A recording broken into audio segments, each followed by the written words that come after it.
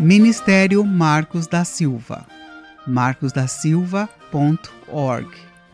Mais detalhes no final desta gravação.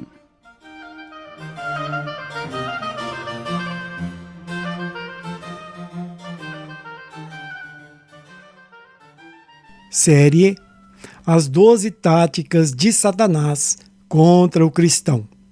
Estudo número 6. Satanás e as dúvidas sobre a nossa salvação. Quando o cristão duvida da sua salvação, ele pode estar sendo influenciado por uma de duas forças opostas em métodos e objetivos.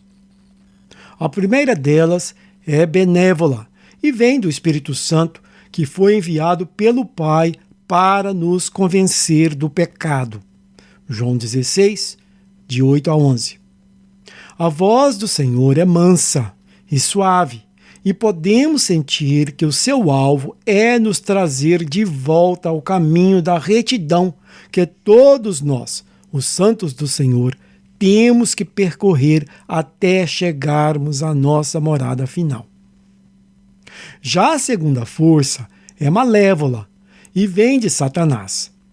A sua voz é ríspida e acusadora, tendo como meta nos fazer desanimar e desistir do caminho santo, e assim participarmos com ele do seu triste final. Apocalipse 12:10. Este estudo, como sugere o título, focará na voz do inimigo.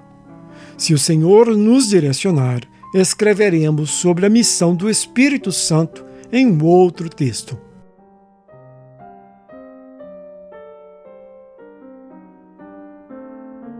A paciência de Deus.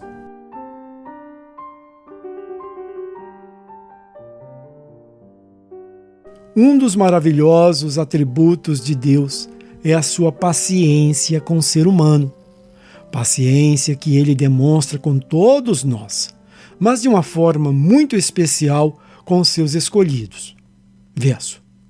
Por isso o Senhor esperará a hora certa de ser bondoso para convosco, e por isso se levantará para se compadecer de vós. Isaías 30:18. Essa paciência de Deus para conosco está diretamente ligada ao fato dele saber muito bem de que material fomos feitos. Verso. Pois ele conhece a nossa estrutura. Lembra-se de que somos pó. Salmos 103:14. Sim, Deus sabe que a nossa pobre carne é fraca e que somos presas fáceis para o inimigo forte, decidido e implacável, que coloca dúvidas na nossa mente sobre de onde viemos, quem somos e para onde vamos.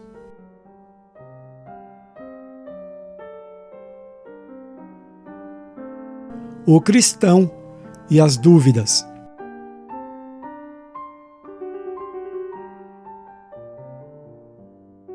Primeiramente, deixe-me lembrá-los que não somos os únicos a sofrer com dúvidas. Praticamente todos os grandes nomes da Bíblia tiveram seus momentos de dúvidas e fraquezas. Poderia mencionar Abraão, Moisés, Davi, Elias, mas vou me limitar àquele que Jesus classificou como o maior de todos os nomes nascido de mulher. Lucas 7:28. João Batista.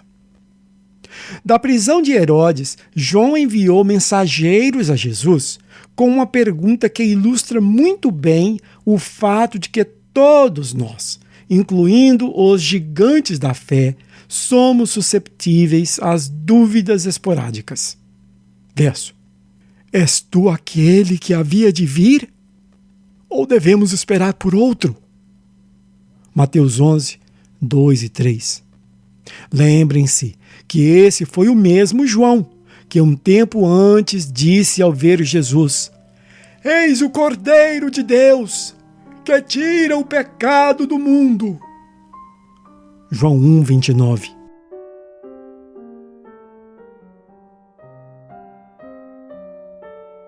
Satanás insere dúvidas na mente do cristão.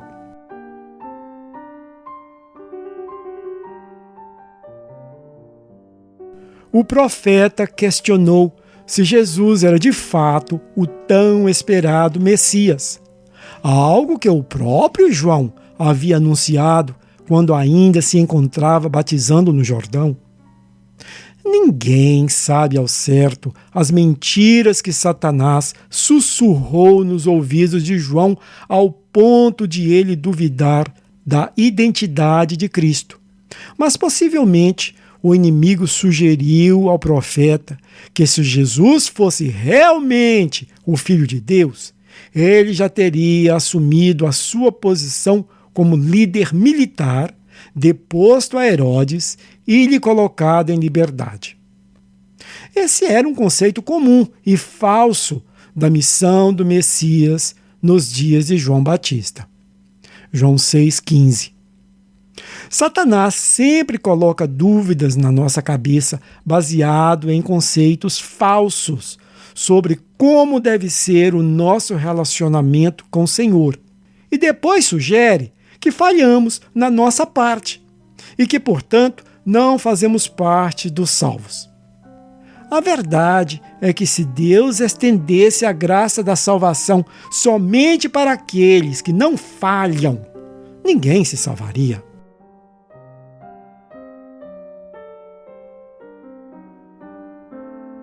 A nossa fé é baseada em fatos.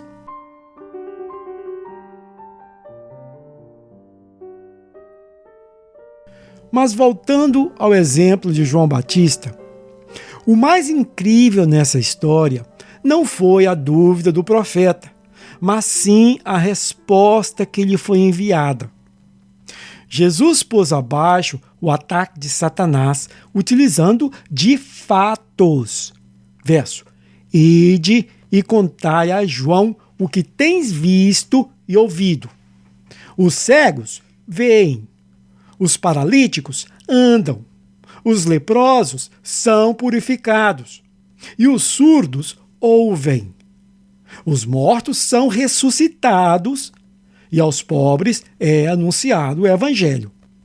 Lucas 7:22. O nosso relacionamento com Deus não é baseado em ideias e teorias, mas em fatos. Ide e contai a João o que tem visto e ouvido. Ou seja, Jesus não pediu a João que tivesse mais paciência ou que fosse mais otimista. Jesus tampouco acusou a João de ter pouca fé ou de que não estava confiando na graça. Não houve nenhuma pregação de autoajuda. O Senhor o lembrou que deveria se apoiar nos fatos irrefutáveis. Isso me lembra da frase de Nicodemos, verso: Ninguém pode fazer estes sinais que tu fazes se Deus não estiver com ele. João 3:2. Esse é um fato.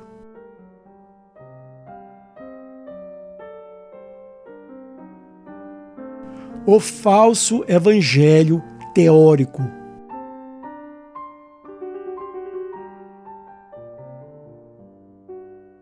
Uma grande parte das dúvidas sobre a salvação do cristão é porque o evangelho que está sendo pregado nestes últimos dias tem sido um evangelho apenas teórico, como se a salvação do pecador dependesse somente da sua atitude mental, sem que ele tenha que tomar qualquer decisão no físico.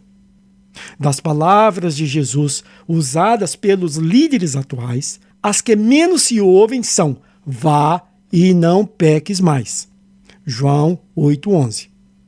O conceito do novo nascimento não mais existe, pois não é mais necessário que o velho homem morra para herdar o reino de Deus. Esse evangelho teórico é uma afronta direta às palavras de Jesus. Verso: em verdade te digo, grego, amém, lego-se, que se alguém não nascer do alto, grego, anothen, não pode ver, grego idon, o reino de Deus, grego vassilho tu Theou. De novo, em verdade te digo que se alguém não nascer do alto, não pode ver o reino de Deus. João 3:3. Não é de se surpreender que o cristão que vive esse evangelho esteja constantemente questionando a sua salvação, pois todo o seu cristianismo se apoia em sentimentos que são susceptíveis a todos os tipos de influências. Ele não possui nada, ou quase nada, que sirva como um indicador se está ou não no caminho certo.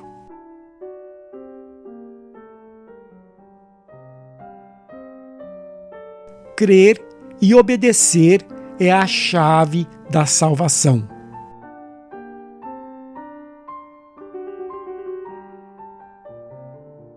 Queridos, quando o pai da mentira lhes sugerir que vocês não estão salvos, parem e pensem nos fatos. Não se apoiem em sentimentos, mas sim na verdade. Meditem nas claras palavras de Jesus. Verso. Quem ouve, grego akouo, a minha palavra, grego logos, e crê, grego pistevo, naquele que me enviou, grego pempo, tem a vida eterna, grego zoin, eônio, e não entra em juízo, grego crisis, mas já passou da morte para a vida, grego zoe. De novo, quem ouve a minha palavra e crê naquele que me enviou tem a vida eterna, e não entra em juízo, mas já passou da morte para a vida.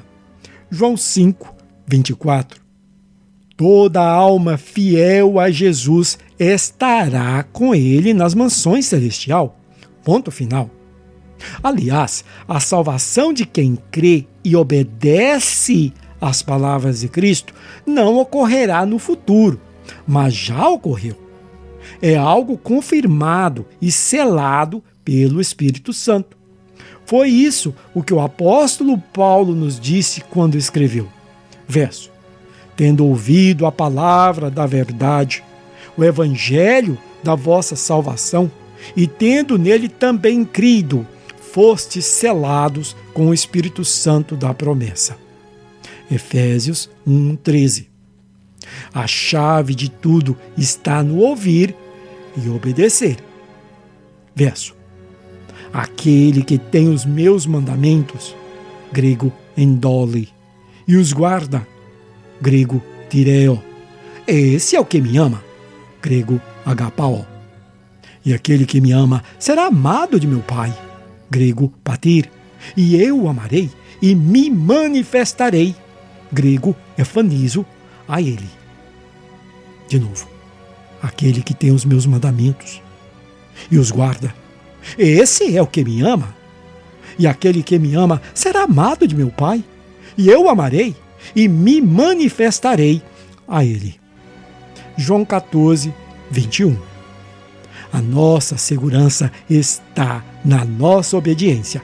Este é o fato que destrói as acusações do inimigo. Espero te ver no céu.